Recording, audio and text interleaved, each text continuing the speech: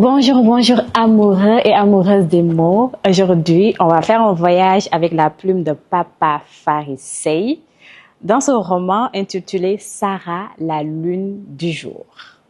Avant tout, sachez que Papa Farissei est un enseignant titulaire d'un diplôme d'études approfondies d'histoire et spécialisé en égyptologie. Il poursuit toujours ses recherches dans ce domaine. Il est aussi titulaire d'un diplôme en journalisme, auteur de nombreux articles publiés dans le journal Baol Info, dont il a été initiateur et rédacteur en chef de 1999 à 2003.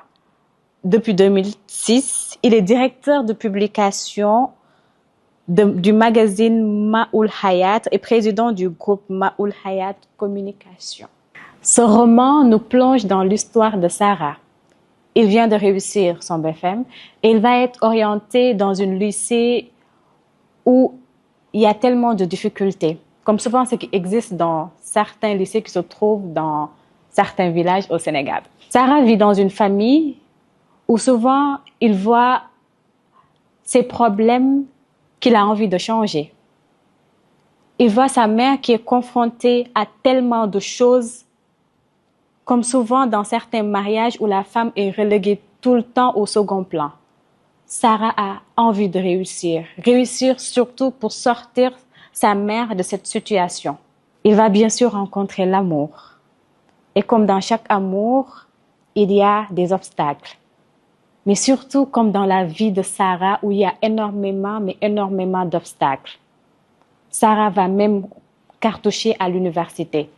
Et il va choisir une autre voie pour s'en sortir et pouvoir aider les tiens. Va-t-il réussir? C'est ce que je me suis posé au fur et à mesure de ma lecture. À vrai dire, ce que j'ai aimé dans le roman de Papa Farissei, c'est le titre, Sarah, la lune du jour. J'ai trouvé cela poétique et mystérieux. Et il faut savoir que Sarah, c'est un jeune garçon et non une jeune femme. Cela montre que l'identité ne se résume pas à un nom et que parfois il faut aller au-delà de tout cela, comme on verrait une lune en plein jour.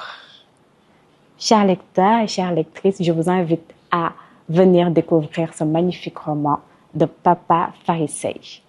On se donne rendez-vous à très bientôt pour un autre voyage des mots.